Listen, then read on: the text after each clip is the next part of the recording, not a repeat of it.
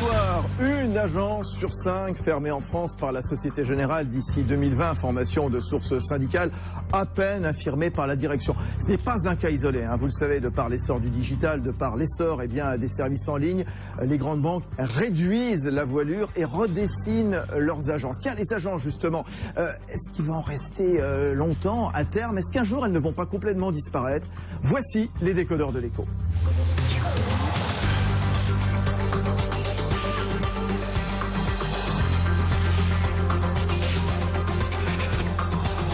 L'écho s'éclaire sur BFM Business.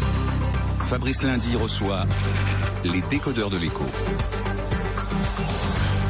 Voilà, moins d'agences bancaires. Et puis vous le verrez tout à l'heure, moins de cash également dans les distributeurs. Résultat, eh bien là aussi, il faut se réinventer. On est allé visiter cet après-midi un showroom avec des nouveaux distributeurs. On verra bien à quoi ils pourront servir. Et puis, à propos de banques, de grosses banques cette fois, Bernard Tapie en aura besoin. S'il obtient le milliard, oui, il demande carrément 1 milliard. Donc cette fois à l'État devant la justice cet après-midi. Vous savez toujours dans l'affaire du préjudice économique qu'il aurait subi lors de la vente du Crédit Lyonnais en 94, il y a 21 ans. On vous réexpliquera toute l'histoire Tapie tout à l'heure à 20h. Oui, on a l'impression qu'avec Bernard Tapie en justice, c'est toujours nos limites. Allez, nos experts, nos décodeurs de l'écho pour parler du secteur bancaire, bien sûr, tout naturellement. Voici Éric Delannoy, spécialiste de conseils aux entreprises, spécialiste des banques. Frédéric Messian, à la tête de l'agence Lonsdale, une agence de marketing et de design qui redessine justement toutes sortes de points de vente. Avec nous, un acteur de la banque, Pierre Ruhlmann, directeur de la banque de particuliers chez HSBC France, et puis autre acteur du secteur bancaire, dans un autre genre, vous connaissez évidemment le compte Nickel, c'est le cofondateur Riyad Boulanoir, donc du compte Nickel, financière des paiements électroniques. Alors, je le disais, tendance qui n'est peut-être pas complètement isolée, Éric Delannoy, avec la Société Générale, donc cette information de source syndicale. 400 points de vente qui seraient amenés donc à fermer sur les 2221 donc d'ici 2020. La direction indique qu'elle communiquera sur son dispositif d'agence à l'horizon 2020 d'ici la fin de l'année. Je disais, c'est pas un cas isolé. Les fermetures d'agences, tous les grands réseaux, eh bien, y procèdent. Tous les grands réseaux y procèdent de manière pour le moment sporadique, mais ils réfléchissent à grande échelle. Et d'ailleurs, il faut distinguer dans les réseaux bancaires de, on va dire, les sociétés mutualistes, les Crédits Agricole, BPCE, Crédit Mutuel, etc., qui ont une problématique, eux, de contextualisation du territoire, c'est-à-dire de pouvoir mailler tout le territoire avec beaucoup d'agences, dont un très grand nombre ne sont pas rentables depuis bien longtemps. Et puis les banques commerciales, Société Générale, BNP Paribas, qui, elles, ont beaucoup moins d'agences, ont une stratégie beaucoup plus ciblée sur une clientèle et donc réfléchissent depuis pas mal de temps à restructurer leur réseau, qui ne passe pas forcément d'ailleurs par des fermetures d'agences, mais en tout cas par une restructuration des formats d'agences. Oui, les formats d'agences, on verra justement, simplement pour qu'on se rende bien compte, c'était des chiffres de la Banque de France datant de l'an dernier, compilés par l'Argent et vous. On a perdu en 7 ans plus de 2000 agences sur l'ensemble du territoire. Il y a à peu près 37 700 agences en France, agences bancaires. Il y a 37 700 agences. C'est aujourd'hui quand même le pays où il y a le plus d'agences en Europe. Donc on a un mouvement européen. Une agence pour 1735 habitants. À peu près, tout à fait. Donc ça tient au fait que le maillage des communes est très important et que beaucoup de banques, notamment les mutualistes qui sont les plus grosses banques, souhaitent avoir un maillage extrêmement fort de maillage du territoire. Donc effectivement, c'est une réflexion qu'il va falloir, sur laquelle il se pose cette question depuis bien longtemps pour pouvoir faire en sorte à la fois de rentabiliser les réseaux. Il faut voir qu'aujourd'hui, compte tenu de la réglementation, compte tenu aujourd'hui des phénomènes bancaires sur le coût de l'argent, la rentabilité s'affaiblit pour les banques, alors que le coût des réseaux est de plus en plus important.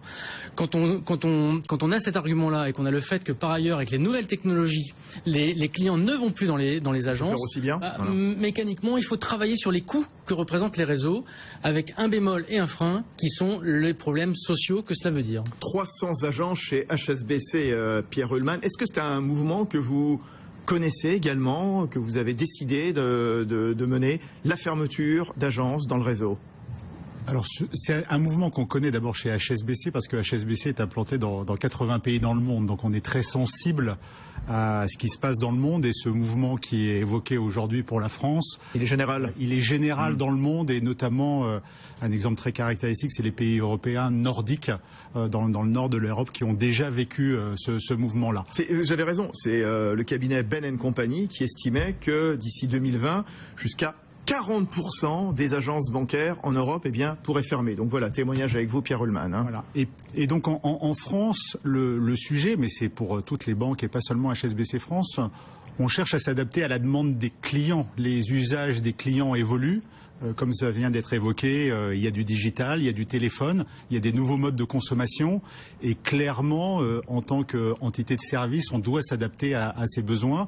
Et donc là aussi, très clairement, c'est pas tellement en nombre d'agences qu'on réfléchit, mais vraiment ce qu'on y met et le niveau de service qu'on doit y apporter. C'est ça, il y a moins de monde dans les agences et finalement plus de monde sur le site internet ou plus de monde pour appeler les centres d'appel en ligne. Il faut savoir que en fait, depuis quelques années, le nombre de contacts entre les clients et les banques, il a été multiplié par 4, je crois, dans les 5 dernières années. Ça ne veut pas dire que le nombre de contacts en agence a diminué. Il a diminué sur les services bancaires classiques et là, il s'est transféré sur les canaux directs. Mais le besoin de contact, et notamment pour un pays latin comme la France, pour des moments clés avec les clients, il y a besoin encore d'une certaine proximité qui va évoluer elle aussi et on aura besoin de soutenir avec de nouvelles technologies ce besoin de proximité.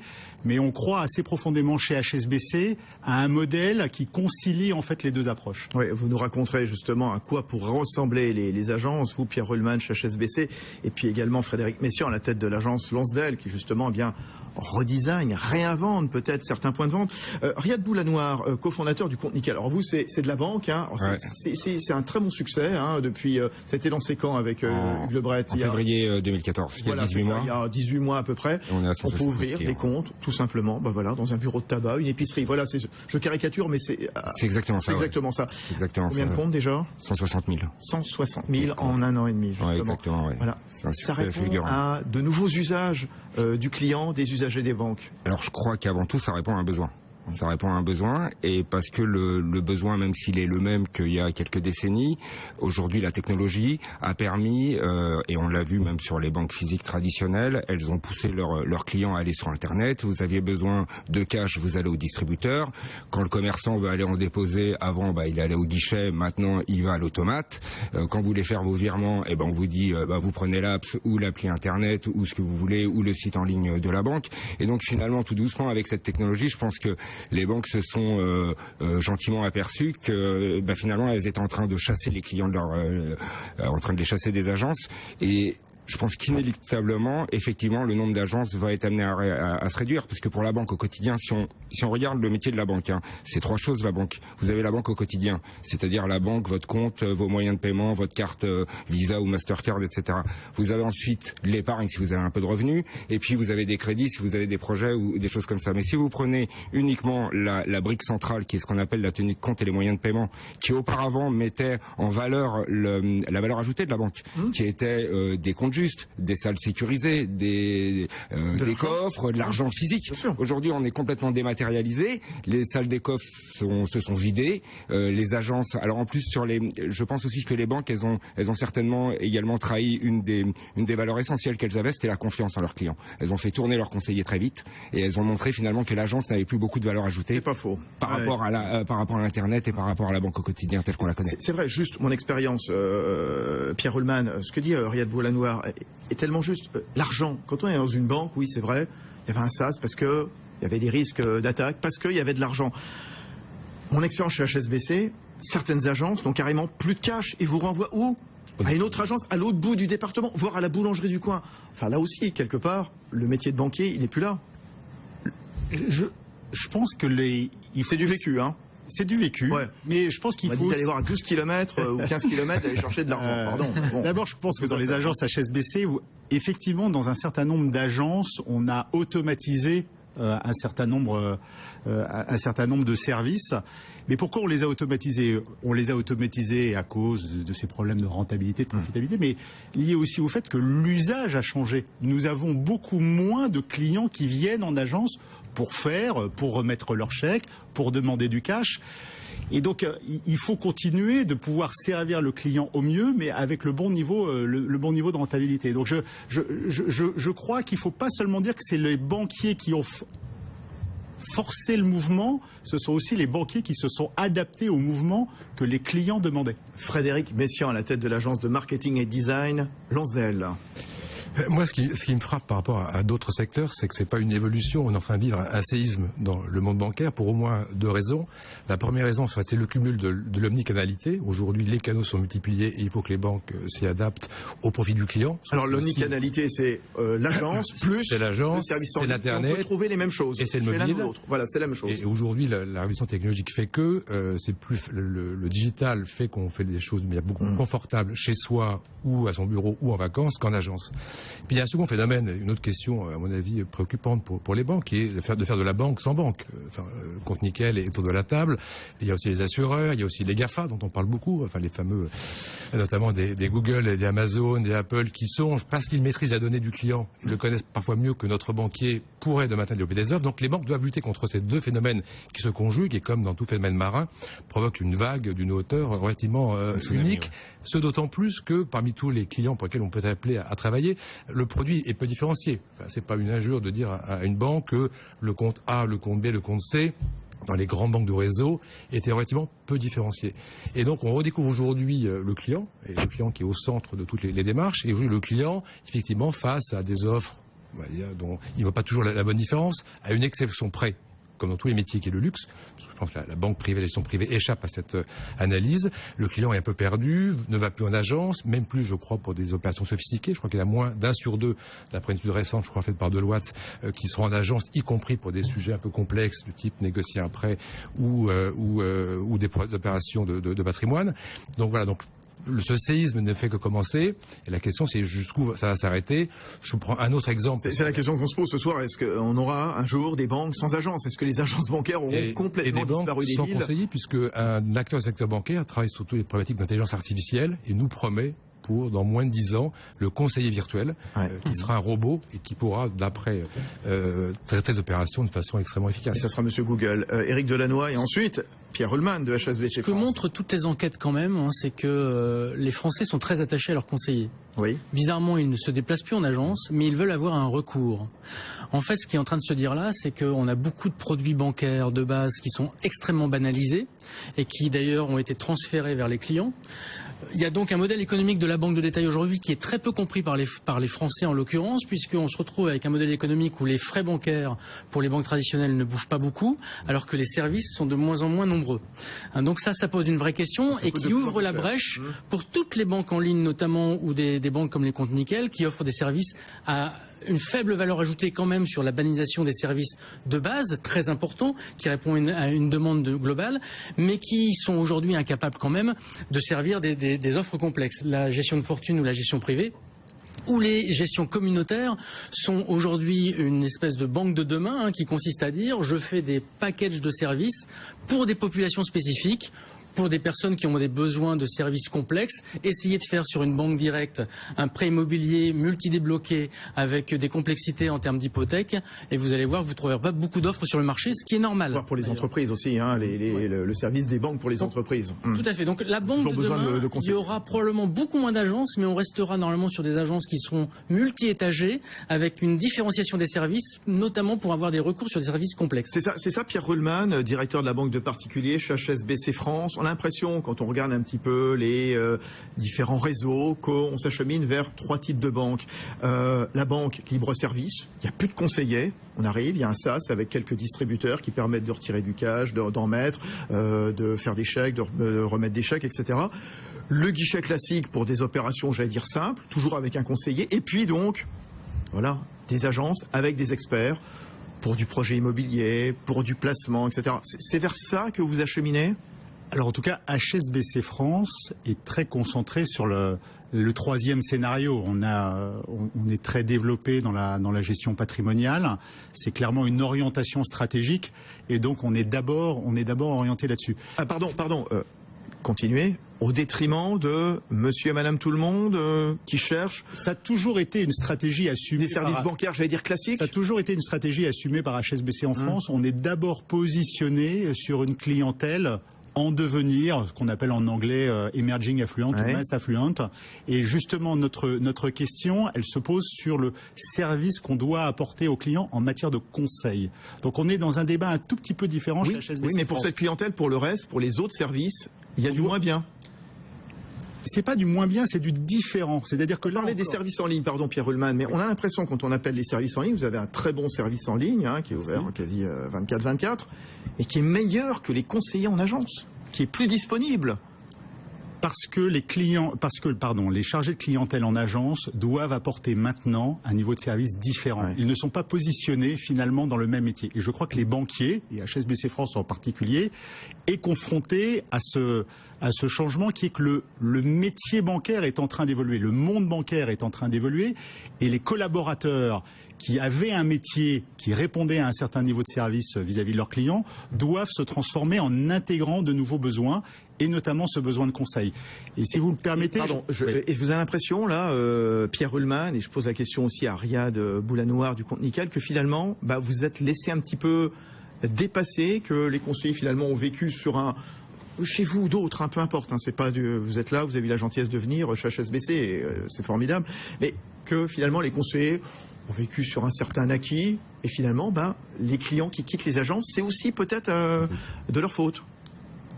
Les clients qui quittent les agences, souvent, moi je vais vous dire, chez HSBC en France, depuis 3 ans, on n'a jamais eu autant de rendez-vous en agence.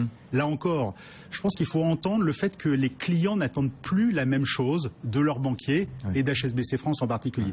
Donc certes, il y a moins de monde en agence pour les services classiques, néanmoins, nous n'avons jamais eu autant de rendez-vous avec des chargés de clientèle pour que les clients parlent de leur projet. Et je crois que le monde de la banque, et le monde d'HSBC en particulier, il est en train d'évoluer vers ça. Riyad Boulanoir, cofondateur du Compte Nickel. Moi, clairement. Les banques ont failli à un moment ou pas? Je pense. Vous savez, moi j'ai 42 ans, donc j'ai vu la banque, la perception de la banque de ma maman, qui avait eu pendant 17 ans le même chargé de clientèle. Et c'est une relation de confiance. Et celle-là, elle est indéboulonnable. Celle-là, elle est indéboulonnable. Vous pouvez mettre autant de pubs à la télé que vous voulez, etc. Et puis alors ensuite, j'ai vu cette façon de tourner où ça changeait tous les 18 mois. J'ai vu également que la banque a eu un positionnement relativement confus parce que, outre ces 3 métiers historiques qu'on pouvait comprendre et dans un ensemble entre le crédit, les moyens de paiement et l'épargne, est venu se greffer les assurances, est venu se greffer les téléphones, est venu se greffer, etc. Une foule de services absolument sur laquelle la banque n'a pas de crédibilité et n'a pas de compétences. D'ailleurs, j'ai du mal à imaginer les chargés de clientèle vendre des téléphones ou vendre de la télésurveillance. Enfin, chacun son job. Voilà, c'est juste un enfer. Et moi, je pense que l'avenir de la banque va plutôt revenir à une forme de fragmentation de ces métiers-là. La tenue de compte et les moyens de paiement qu'offre le Compte Nickel, pour moi, c'est un accès à la banque, quoi. C'est comme aujourd'hui vous avez votre accès à l'électricité ou votre accès à l'internet, vous devez avoir accès aux services bancaires, c'est-à-dire vos cartes de paiement et votre compte bancaire. Et puis ensuite, si vous voulez vous parlez tout à l'heure de crédit immobilier ou de placement de gestion d'épargne, ça n'a rien à voir, c'est 2 métiers qui n'ont rien à voir. Donc on va avoir des spécialistes du crédit immobilier, c'est ce qu'on a, on va avoir également des spécialistes de la gestion d'épargne, et puis tout ce petit monde, il va tourner autour d'un écosystème où on va fournir un accès bancaire et on va avoir une multitude de spécialistes sur différents créneaux, et je crois que c'est ça pour moi l'avenir de la banque. Frédéric Messiaen, Lansdale. Oui, juste une remarque sur les banquiers. Ils sont quand même pas restés assis sur leur chaise, parce que je rappelle que la première banque directe, je crois, a été créée dans les années 2000. Ça peut être ING Direct. Donc ça fait 15 ans que ce modèle a commencé à bouger et que les banques ont toutes réagi. D'ailleurs, le nombre de concepts innovants en matière de retail est assez impressionnant. Et nous qui travaillons dans tous les secteurs d'activité, on peut pas dire que la distribution alimentaire ou spécialisée ou dans la beauté, il y a eu autant de mouvements. Donc moi, je rends hommage aux banquiers. En plus, tout à l'heure, je le disais hors antenne, qui évoluent dans un champ de contraintes extrêmement complexe, puisque les contraintes d'une banque sont pas tout à fait les mêmes que celles d'une parfumerie. Deuxième point, évidemment, la technologie joue un rôle majeur. Et je rappelle un exemple, parce qu'on y travaille en ce moment, que le premier banquier aujourd'hui, presque en Afrique, c'est un opérateur téléphonique, donc qui est passé directement à la génération sans agence du tout, pour des raisons que chacun comprend. Bien sûr.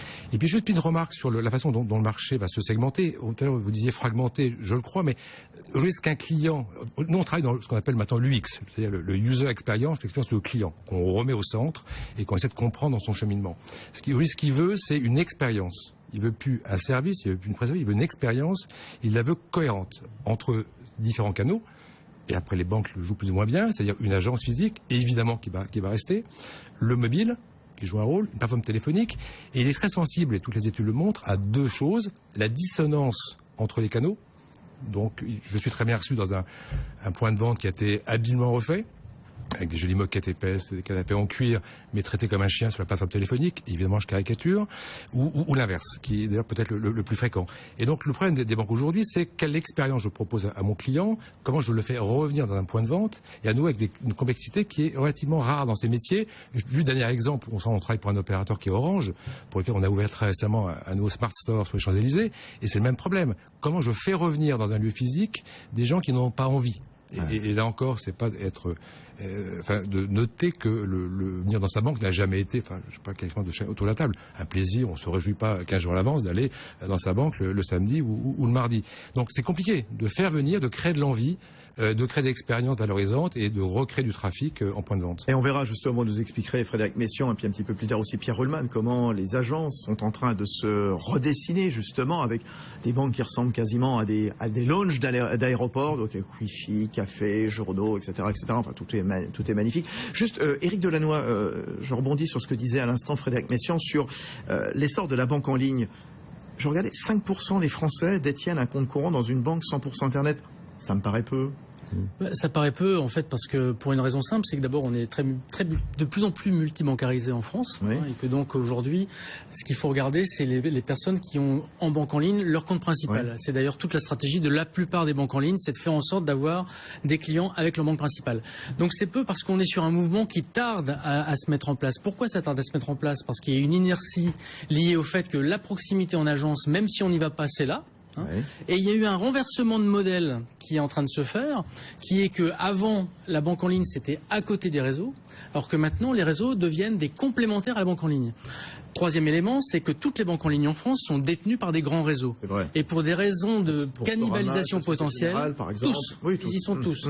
Et donc, pour les problèmes de cannibalisation, on a très peu de banques en ligne qui ont un modèle très pur, pour éviter que les clients passent d'un modèle à l'autre. La dernière raison, c'est que dans les modèles bancaires français, quelque part, la culture de l'entreprise bancaire va à l'encontre de ce progrès qui consiste à prendre en compte l'expérience client. Il faut se rappeler quand même qu'il y a 15 ans, il n'y avait pas de clients en banque. Allez, il y a 20 ans, il y avait des usagers de la banque. D'accord ? Les produits, le marketing, il se fait pas dans les banques, il se fait à Bercy, compte tenu de la complexité juridique et réglementaire des produits. Je rappelais Frédéric Messiaen. Et oui, donc ça c'est un point important. Donc on a quand même, et puis par ailleurs, le dernier point, c'est qu'en termes de concurrence, le service bancaire est un service obligatoire. Est-ce que vous avez déjà vu beaucoup d'entreprises et de secteurs dans lesquels le produit est obligatoire? Donc tout ça, ça ne va pas dans le sens faire en sorte d'aller vers le client. Maintenant, la concurrence est ouverte, les GAFA sont apparus, les banques en ligne sont là, les nouvelles technologies obligent les banques à aller vers ça, mais ça reste encore très pas marginal. Juste un mot sur la concurrence des GAFA. Qu'est-ce que Google, qu'est-ce que Apple peuvent proposer comme service? Puis vous me direz, Pierre Ruhlmann, en réponse, est-ce que vous craignez justement cette concurrence? Éric Delannoy, spécialiste des banques. D'abord, les GAFA, aujourd'hui, ils se positionnent d'abord et avant tout sur deux sujets. Un, les flux de paiement, donc les moyens de paiement et les flux, et deux, sur l'information détenue de la part des clients. Ils ont beaucoup plus d'informations que les banques en poche. Moi, je vois quand même une opportunité très forte pour les banques aujourd'hui, c'est de valoriser le tiers de confiance. Quand on voit que les GAFA sont en train de fouler aux pieds la notion de confidentialité, je pense que la banque, elle a à jouer une carte importante en termes de citoyenneté et en termes de valeur pour pouvoir faire en sorte de proposer un nouveau service de demain. Pierre Ruhlmann, HSBC France. Alors, deux points. Le premier point sur le tiers de confiance, c'est un point totalement exact. On parlait des champs de contraintes tout à l'heure. Il y a aussi ce champ de contraintes-là. Et moi, finalement, c'est un champ de contraintes que j'apprécie. Parce que la réglementation nous oblige à être attentifs à ces sujets-là. Et je pense que c'est quelque part important qu'on réponde positivement à ce jeu de contraintes, ce qui va être difficile pour les acteurs Internet qui effectivement parfois ont un peu de difficulté. Donc le deuxième point sur les GAFA, on va s'entendre. Je prends un exemple, HSBC s'est mis d'accord avec Apple en Angleterre pour délivrer la solution Apple Pay. Je pense que les GAFA comprennent que sur un certain nombre de sujets, justement à cause de ces réglementations, on sera obligé de le faire ensemble. Et les grandes banques ont compris qu'il fallait mieux se mettre d'accord avec Apple et Google plutôt que se faire tailler des croupières à terme aussi. Je crois encore que Google et Apple comprennent que sans les banques, ils vont avoir du mal à répondre à la réglementation. Donnant de chaque côté, à mon avis. Voilà, on va vous retrouver dans un instant Pierre Ruhlmann, HSBC France, Riyad Boulanoir, cofondateur du compte Nickel, Frédéric Messiaen de l'agence Lonsdale et puis Eric Delannoy. Tiens, vous verrez dans un instant les fabricants de distributeurs de billets réfléchissent aussi, innovent justement, nouvel usage des distributeurs de billets, parce qu'on utilise de moins en moins de cash, vous le savez, faut les utiliser ces distributeurs, faut les reconvertir. Et puis tout à l'heure à 20h, la seconde partie des décodeurs de l'écho. Oui, Tapi qui demande 1 milliard, oui, pourquoi pas 2, 10 milliards, 100 milliards tant qu'il y est. À tout de suite avec les décodeurs sur BFM Business. Les décodeurs de l'écho sur BFM Business.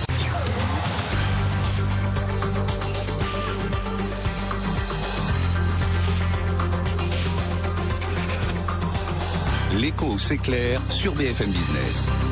Fabrice Lundi reçoit les décodeurs de l'écho.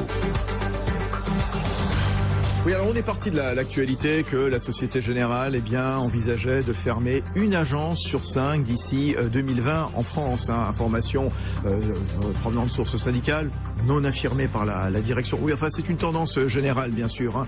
Il y a une nouvelle relation des clients avec leurs banques, plus de digital, plus d'appels en direction des centres d'appel de la part des clients. Donc le métier il est en train de se réinventer. Et les agences, tiens, question, est-ce qu'il y aura encore des agences un jour dans les villes? Oui, la réponse est oui, probablement. On a commencé à y répondre avec du service très spécialisé, du service premium. Alors, moins d'agences bancaires, mais aussi moins de distributeurs de billets. Il y a 60 000 distributeurs de billets en France, à peu près. Du coup, les fabricants de DAB doivent innover, doivent se réinventer. On est allé cet après-midi, c'est Laura Horstmann qui est allée pour BFM Business, au centre, dans un showroom de Wincor Nixdorf, c'est à Vélizy, dans les Yvelines. Son reportage, et puis on revient tout de suite. C'est un showroom comme les autres, des canapés, une machine à café, mais les produits présentés ce sont des machines, des distributeurs automatiques de billets. C'est ici que l'allemand Wincor Nixdorf, le premier installateur de DAB en France, présente à ses clients le distributeur de demain. Il ne sert plus uniquement à retirer de l'argent. Dans l'agence, il remplace maintenant le conseiller que l'on peut contacter par visioconférence puisqu'une caméra est située au-dessus du distributeur. C'est une évolution logique pour Steve Bouzabata, General Manager Banking du fabricant. On ne peut pas avoir l'ensemble de tous les experts présents sur toutes les agences. Donc de ce fait, l'appel à la vidéo est une véritable fonctionnalité qui permet aujourd'hui de pouvoir toujours fournir le conseil qui va bien au client sans forcément avoir le conseiller qui soit présent sur l'agence bancaire. Plus de conseillers en agence et aussi moins besoin de cash pour les clients, avec l'essor du paiement sans contact dont l'utilisation en France a quadruplé en un an. Et si les retraits d'espèces diminuent, les banques décident aussi de fermer leurs distributeurs. Pour survivre, il a fallu se transformer. Les fabricants proposent des distributeurs qui ressemblent de plus en plus à des tablettes numériques sur lesquelles on peut acheter du crédit téléphonique, recharger un pass de transport ou encore payer ses factures. Pour Steve Bouzabata, ce sont les nouveaux besoins des banques. L'idée, c'est d'accompagner les banques et les distributeurs à repenser complètement leurs relations sur l'ensemble de tous les canaux avec lesquels ils interagissent avec leurs clients pour pouvoir leur offrir une expérience qui soit, la plus continue possible, quel que soit le canal, mais surtout aussi pour relever le challenge du digital. Aujourd'hui, la vente de distributeurs classiques représente moins de la moitié du chiffre d'affaires de Wincor Nixdorf. Il reste 60 000 distributeurs en France. Combien y en aura-t-il à terme?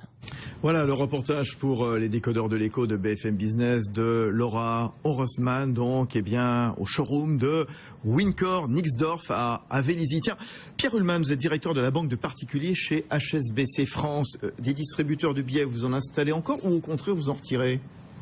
On continue d'en installer dans le cadre du changement de concept de nos agences. Donc c'est important de continuer de servir les clients au mieux sur un certain nombre de besoins, mais toujours des besoins bancaires. Donc pas de téléphone, pas de... C'est un leitmotiv extrêmement important chez HSBC en France. On ne se disperse pas. On se disperse pas. Après, peut-être qu'à terme, dans les distributeurs, mais ça sera de manière différenciée avec le réseau bancaire, on pourra offrir d'autres services. Mais c'est très important que les collaborateurs, les chargés de clientèle, ils soient très concentrés sur la banque et le conseil financier. Eric Delannoy est avec nous, grand spécialiste des banques. Bien sûr, il fait du conseil aux entreprises. Eric Delannoy, il y a moins de cash en France, c'est ça? De quelle ampleur, justement? Alors justement, enfin, c'est pas qu'il y a moins de cash, parce que on n'arrive pas à faire en sorte qu'il y ait moins de cash, c'est tout un véritable sujet. Par contre, il est plus aux mêmes endroits. Aujourd'hui, chez les commerçants, les banques, pour des problèmes de sécurité, essaient de s'en désengager, ce qui pose d'ailleurs problème pour les commerçants, parce que par ailleurs, c'est aussi très coûteux à gérer, hein, le cash. Donc maintenant, il y a une problématique autour des murs bancaires, hein, ces fameux distributeurs. D'abord, ce qu'on ne dit pas, c'est que les distributeurs drainent 50% de non-clients de la banque. Donc pouvoir passer des messages à des non-clients, c'est un enjeu important. Maintenant, il y a un autre problème, c'est que quand je suis dans un distributeur, c'est un moment particulier. J'ai 3 minutes pour passer des messages alors que je viens avec un objectif précis. C'est aussi un enjeu très différent. Ça veut dire que les marketeurs, entre guillemets, ont des difficultés à trouver le bon niveau de service à mettre sur un service où je ne viens pas là pour ça. J'ai 3 minutes pour convaincre et 50% ne sont pas des clients. Donc c'est des enjeux qui sont vraiment très importants, et les visioconférences pour vendre des sujets au moment où je viens chercher de l'argent, j'ai un petit peu de mal, quoi, personnellement. Mais on verra, hein. Cela dit, les murs bancaires, ils datent de la fin du début des années 2000, ça fait maintenant plus de 15 ans, c'est le Crédit Agricole qui les a inventés. Hein, donc c'est pas nouveau non plus. Quand on parle de design, quand on parle de marketing, Frédéric Messiaen à la tête de l'agence Lansdale. Juste un point, c'est que on oublie la dimension aussi média des points de vente. C'est-à-dire qu'on parle de 40 000 agences en France, ou à peu près, qui sont autant de médias que les banques utilisent pour communiquer auprès de leurs clients et surtout de leurs prospects, qui est évidemment un aspect important. Et d'ailleurs, aujourd'hui, on voit dans les tendances de fond le développement du branding extérieur des agences pour au moins optimiser en partie l'investissement fait par les banques. Sur les distributeurs, aussi notre remarque un peu historique. D'abord, chez Londa, on a dû faire le premier DAB dans les années 65-66, je crois. Et c'était le premier design d'interface, aujourd'hui des mots extrêmement à la mode, fait pour les distributeurs, pour effectivement communiquer des messages. Et là, je corrobore ce qu'il dit à l'instant, c'est que les études montrent que le client n'aime pas être distrait de son opération, et qu'en général, il y a une prime à l'efficacité qui contrôle tout. Et on ne se sert pas d'un distributeur ou d'un automate pour communiquer commercialement avec ses clients. Oui, Frédéric Ruhlmann, un mot. Pierre Ruhlmann, un mot. Je suis complètement d'accord. Je suis moi-même pas très convaincu par l'expérience que tente ce fournisseur sur la vidéo. Peut-être que les experts sont pas toujours à disposition, mais on a besoin d'améliorer l'expérience client. On en parlait tout à l'heure, et en 3 minutes, c'est pas là que ça se joue. Alors, témoignage de Riyad Boulanoir, qui est avec nous, cofondateur du compte Nickel. 160 000 donc, usagers maintenant, clients depuis 1 an et demi à peu près. Vos agences, c'est simple. C'est les bureaux de tabac. C'est les bureaux de tabac. On a 1000 et on en ouvre. On n'en ferme pas du tout, et on compte bien en ouvrir encore. C'est pas à vous, hein, c'est pas à vous. Bon, oui, allez-y sur les distributeurs. Ouais, sur les distributeurs, j'y crois pas du tout à ce côté où on vient retirer 50 € et puis qu'en 2 minutes on va se faire attraper par un avatar genre Camelot qui va arriver sur l'écran et qui va nous refourguer une assurance ou je sais pas quoi. J'y crois pas du tout. Je crois que ça aussi c'est peut-être quelque chose que les banques elles perçoivent pas tout le temps, mais il y a une limite dans le digital. C'est-à-dire qu'à un moment il faut remettre du physique, quoi. Il faut remettre quelqu'un qui aille vous l'expliquer. Donc si on doit vous vendre un produit, je pense qu'on pourra pas se détourner de la bonne vieille méthode physique et de la persuasion en face à face. C'est pour ça que vous, par exemple, chez HSBC et d'autres, prenons d'autres agences, mais on a la chance de vous avoir, Pierre Ruhlmann, vous faites porter l'effort sur les centres d'appel, par exemple, pour qu'il y ait toujours une relation physique avec un gars ou une fille qui répond au téléphone. On porte l'effort sur l'ensemble des canaux. On croit beaucoup à la complémentarité des canaux. Ils vont pas s'opposer. Et c'est le client qui choisit. Et le client, un même client, il peut choisir un jour le téléphone, un jour son smartphone, un jour Internet, et un jour, dans un moment clé, il veut financer l'éducation. C'est l'omnicanalité de la banque. Voilà, il veut financer l'éducation de ses enfants à terme. Il a envie d'en parler sérieusement à un collaborateur. Alors, les banques, justement, à quoi elles vont ressembler? On vous parle ce soir de fermeture d'agences, mais aussi de montée en puissance de tout ce qu'on appelle les flagships. Vous savez, ces vaisseaux amiraux. Tenez, on va prendre un exemple. C'est 1000 mètres carrés, donc, que vient d'inaugurer le Crédit Agricole Alpes-Provence à Marseille. Donc, des grandes agences. Reportage, explication de Caroline Morisseau et retour des décodeurs de l'écho dans un instant. Des agences bancaires de plus en plus grandes alors que la fréquentation est en baisse. Cela peut paraître paradoxal, mais pour les réseaux, au contraire, c'est la clé pour qu'une agence ait encore de la valeur ajoutée face à la banque en ligne, explique un banquier. Tout repose sur l'expertise et le service. Fini l'agence classique et ses 4-5 conseillers ultra généralistes. Dans ces agences nouvelle génération, c'est une vingtaine d'experts qui sont regroupés en un même lieu. D'où la taille de ces agences où l'on casse tous les codes. Les entretiens ne se font plus plus face à face, mais côte à côte, avec tablette, accès au Wi-Fi, espace dédié aux enfants. Les collaborateurs de la nouvelle agence marseillaise du Crédit Agricole ont même reçu une formation habituellement dédiée aux salariés de l'hôtellerie de luxe, avec au programme un shopping tour. Ils sont allés voir chez Hermès comment les clients étaient reçus pour mieux servir leurs propres clients.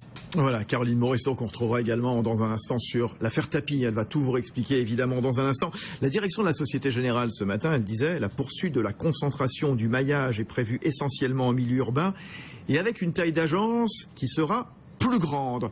C'est quoi la bonne taille d'une agence, Éric Delannoy? Et pour y faire quoi aussi? Tout dépend les segments que vous avez envie d'adresser. C'est-à-dire que encore une fois, il y a une grande différence entre les banques commerciales, Société Générale, BNP Paribas, et les banques mutualistes. Pour les banques mutualistes, c'est le maillage du territoire qui compte et la présence de la marque partout. Et donc là, le maillage, ça va être probablement dans les petits endroits, les petites villes, des agences, on va dire, périodiques, qui ne seront pas tout le temps ouvertes, sur lesquelles il y aura des personnes qui vont bouger de ville en ville 2 fois par semaine. Pour des agences, des banques comme la Société Générale, on est directement lié aux services que l'on va apporter et donc au type de clientèle que l'on va adresser. Et là, il y a 2 modèles qui s'opposent. Premier modèle, c'est le modèle qu'on vient de voir là, c'est-à-dire une grande agence avec l'expertise sur place. La rentabilité de ce modèle-là, aujourd'hui, n'est pas forcément avérée parce que c'est encore une fois une concentration d'expertise à un endroit et finalement on oblige les clients à se déplacer, ce qui n'est pas forcément facile. Un autre modèle qui est aujourd'hui en réflexion dans beaucoup de banques, c'est d'avoir des petites agences dans lesquelles vous avez des conseillers de clientèle qui deviennent les points de focalisation d'expertise qu'on va trouver ailleurs. Par de la visioconférence, par du téléphone, et bref, le conseiller de clientèle devient la mémoire du client qu'il a en face de lui et mobilise les expertises selon les besoins à distance. Vous, Pierre Ruhlmann, chez HSBC, vous avez mis aussi en place ces nouveaux concepts qui ressemblent un peu à des lounges d'aéroport. Vous avez aussi recouru à des formations luxe, comme racontait Caroline pour le Crédit Agricole à Marseille. Alors oui, sur vos 2 questions, on a sur les 280 agences, on a 42 centres premiers avec ce type de concept-là, avec une expérience améliorée pour nos clients et pour nos meilleurs clients. Et aujourd'hui même à Nîmes, inauguration d'un... Effectivement, on a ouvert une nouvelle agence à Nîmes, comme quoi on continue d'ouvrir des agences. Et donc c'est vraiment répondre aux besoins des clients. C'est un très bon point. Le deuxième sujet, c'est pour... Là, on parle de la clientèle quasiment de la banque privée. Effectivement, on a ouvert un centre patrimonial il y a 2 ans qui n'est pas visible dans la rue, qui est en étage et où là, effectivement, pour nos collaborateurs, on les a fait s'entraîner avec des marques de luxe pour comprendre ce que c'était que la luxury attitude. Oui, la luxury attitude. Et on reprend votre expression tout à l'heure, Frédéric Messiaen, à la tête de l'agence Lansdale. La relation, l'expérience. Moi, j'ai eu la chance de voir des agences HSBC à Hong Kong. C'était waouh, hein, c'était phénoménal. On ne se serait pas cru dans une banque, hein, Frédéric Messiaen. En fait, waouh est au fond le meilleur brief qu'on peut faire à une agence de design, puisque c'est un peu l'effet qu'un commerçant, fut-il banquier, doit provoquer à ses clients. Si à nouveau on vient en reculant dans une banque, c'est vraiment beaucoup plus compliqué. Non, ce qui est certain, d'ailleurs c'est une loi générale du commerce aujourd'hui, c'est qu'on est passé de lieux de transaction à des lieux de relation, bien évidemment, et c'est à nouveau assez général sur toutes les catégories de commerçants. Il y a un second point sur la banque qui est le rôle de la confiance et la confidentialité, les rapports à l'argent. En France sont assez particuliers. Il y a des projets qu'on a pu observer en dehors de France qui ne marcheraient pas vraiment en France pour cette raison-là, puisque tout à l'heure on voyait des images de sièges côte à côte. On peut tout à fait certain qu'un Français ait envie que son voisin de siège apprenne le montant qu'il a sur son compte d'épargne ou sur son assurance vie. Et puis, il y a un autre point qu'on évoque, mais sur lequel il faut insister, qui est l'homme. C'est l'homme de la banque, donc le conseil, puisqu'aujourd'hui, dans l'immobilier, il y a 3 règles, l'emplacement. Et dans la banque, il y a 3 règles, c'est le conseil. Et ce qu'on observe, nous, en faisant des études auprès de nos clients, notamment dans ce secteur, c'est que les clients attendent de leurs conseillers, d'abord qu'ils en restent dans des agences physiques, et que leur niveau d'expertise augmente d'une manière sensible. Probablement pendant trop longtemps, il y a eu des experts de tout et donc au fond un peu de rien, et qu'aujourd'hui on passe à des environnements très complexes dans lesquels beaucoup de clients se perdent. Ils attendent, et ça on le voit dans toutes les études, à nouveau des conseillers disponibles, y compris en prenant des rendez-vous, qui puissent venir voir dans un lieu qui n'est pas leur domicile, pour le coup, et que ces conseillers leur apportent les vraies réponses dont ils ont besoin. Et je pense que cette condition-là est évidemment extrêmement importante, et après les lieux se construiront autour de ça. Et dans les 3 règles qu'on observe, c'est évidemment le multiformat, qui vont du flagship à la presque mono-agence avec un conseiller à l'intérieur, effectivement, qui peut de battre tous les jours. Et quand elle est ouverte, en revanche, que l'amplitude horaire augmente. Il y a des agences qui auraient vocation en milieu urbain à fermer beaucoup plus tard. Et puis, les agences, en termes de concept, basculent entre innovation et convivialité. Donc les agences, c'est comme chez soi, un peu l'image qu'on a vue tout à l'heure, ou des agences hyper technologiques, notamment on en voit certaines aujourd'hui fleurir à Singapour ou aux États-Unis. Et puis le troisième phénomène, c'est à nouveau cette chaîne d'expérience que les marques doivent construire et de la bonne fluidité entre les différents canaux. Et je veux pouvoir appeler ma plateforme, consulter mon compte, faire un virement via mon mobile ou aller en agence à nouveau lorsque la question se pose. Très intéressant, Frédéric Messiaen de l'agence Lonsdale. Encore un mot, Éric Delannoy, et puis on va se quitter dans un instant avec cette question. Est-ce que demain, on aura des banques sans agence, des villes sans banque, je ne sais pas. Éric Delannoy. Il y a une population dont on ne parle pas beaucoup, oui. C'est les directeurs d'agence, oui. Qui est une population clé dans cette reconfiguration des réseaux. Le directeur d'agence, il n'a pas été toujours bien traité, et ça, c'est pas lié au management de la banque, c'est lié à la variété des opérations qu'il a à faire. Beaucoup d'administratifs, un casse-tête incroyable depuis les 35 heures, parce que vous voyez un peu le hiatus qu'il y a entre la volonté des clients dans leur expérience de vouloir des horaires étendus, et les 35 heures qui nécessitent finalement d'avoir des équipes. Mais ça suppose une formation. Et là, je rejoins complètement ce qui a été dit, à savoir que ce casse-tête-là, finalement, on revient sur du basique, qui est comment, dans un exercice contraint, réglementaire, 35 heures, avec des horaires étendus, on arrive à avoir des conseils de clientèle au bon niveau de conseil. Voilà, Pierre Uhlmann, est-ce qu'on aura un jour des villes sans banque, des banques sans agence? Ma conviction, dans vos cauchemars. Ma conviction et la conviction d'HSBC France, c'est qu'il continuera d'avoir des agences dans les villes, des agences bancaires dans les villes. Il y en aura moins, mais il y en aura toujours. Il y en aura moins, mais il y en aura toujours. Et il y en aura différemment. Riyad Boulanoir, cofondateur du Compte Nickel. Pour moi, il n'y aura plus de banques et plus d'agences. Voilà. Il n'y aura que des comptes nickel. Et des services dans les épiceries, dans les bureaux de tabac. Les services autour, ouais, je pense que ça va devenir un service et un usage, la banque, et plus un positionnement, plus un marqueur social. Bon, Éric Delannoy. Moi, je pense qu'il y aura toujours des banques probablement plus spécialisées sur des secteurs de clients précis pour des services complexes. Le reste, ça va se jouer avec des services banalisés dans les bureaux de tabac et puis le tout d'Internet. Ouais. Et Frédéric Messiaen, des banques, oui, toujours, mais plus belles, redesignées. Redesigner, et que nous on travaille pour des marques, il faut que des marques fassent appeler leurs différences et que les agences d'HSBC ne soient pas les mêmes que celles de la BNP Paribas, même de la Générale, et d'éviter. Elles se ressemblent trop à votre avis? Elles se ressemblent trop, et oui, il y a une tendance de convergence qui va ajouter à nouveau à des produits, à une offre assez peu différenciée, fait qu'on ne sait plus si on est, en fermant les yeux, dans l'un des réseaux ou dans l'autre. Le dernier point, c'est la quête du sens. Toujours, garder la tête du sens. J'appellerai un exemple d'un concept qui était le premier qui a été créé à Paris dans le quartier de l'Opéra, qui était un espèce de méga store de la banque, qui a coûté plusieurs dizaines de millions d'euros, qui a été un échec flagrant. Il faut garder du sens. On ne vient pas dans son agence bancaire pour boire un café, regarder le match de rugby de la veille ou autre chose. Non, mais on vient pour un objet très précis et il faut le respecter, garder le sens. La finance. Voilà, avec nous donc ce soir Éric Delannoy, spécialiste de conseil aux entreprises, grand spécialiste aussi des banques, Frédéric Messiaen qui dirige l'agence de marketing et de design Lonsdale, Pierre Uhlmann, directeur de la banque de particuliers chez HSBC France, et Riyad Boulanoir, cofondateur du Compte Nickel. Tiens, l'argent, beaucoup d'argent, beaucoup d'argent, il va en être question dans un instant. Oui, il y a Bernard Tapie, est-ce qu'il rêve pas un petit peu quand même? On va voir ça justement, on va revenir cette vieille affaire de 1994, le Crédit Lyonnais, et voilà que Tapie demande quoi? 1 milliard d'euros à l'État. À tout de suite.